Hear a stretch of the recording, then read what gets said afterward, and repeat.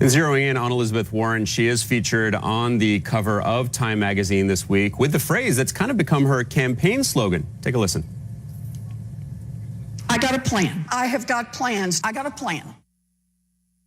She's got plans for everything, it seems. She's put forward more than a dozen complex policy proposals on everything from affordable housing to student debt.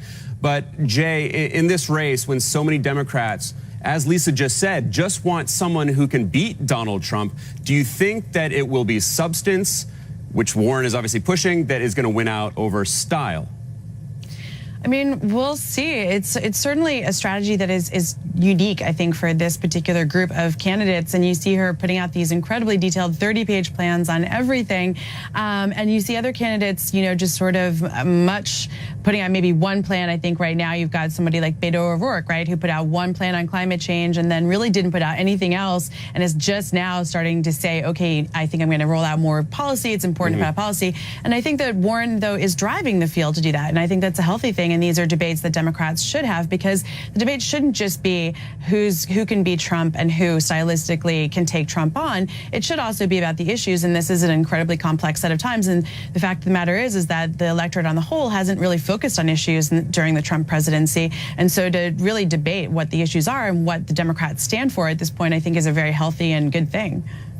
Warren has also gotten the SNL treatment recently, and I want to play a quick clip from a recent episode that speaks to her candidacy. I'm over here working round the clock to give you free college, but oh, look in there. Beto O'Rourke did parkour in a Starbucks. Wow. Whoops, I just figured out universal pre-K, but what's that over there? Mayor Pete Buttigieg Jude's playing piano and speaking fluent Klingon. Lisa, Kay McKinnon, they're obviously having a little bit of fun at Elizabeth Warren's expense, but there is a serious point to take away from that about how female candidates are judged, as Hillary Clinton was so famously in both her presidential campaigns, how they're judged about likability. Is that fair?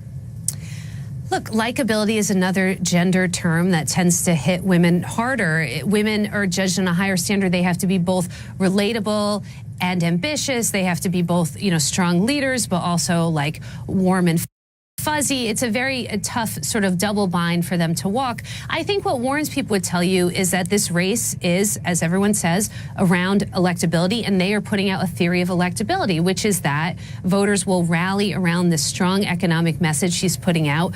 Proposals like free college, like you know, Medicare for all, which are more closely associated with the left wing of the Democratic Party. But polling shows that they are fairly broadly popular. Now, whether her theory of the case is right, we don't know. That's part of what this primary will test. But I think what you see a lot of the candidates doing right now in the field is trying to show that there are other ways to win the general election, rather than just rectifying the mistakes of last time and, you know, winning back these Rust Belt voters, that there may be those other ways to get to where you need to go to beat Donald Trump.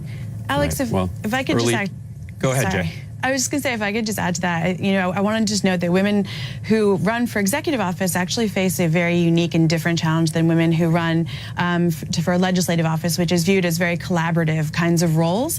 And so they have to prove themselves that they are capable enough to take that call at 3 in the morning to be a commander in chief. And it's a very thin line between being tough enough and then also being, I think, unlikable, being too tough. And so I think that's a really hard challenge and a thin line for a lot of women. Hard line to walk. Well, thanks for the great discussion, Lisa Lehrer and Jay Newton-Small.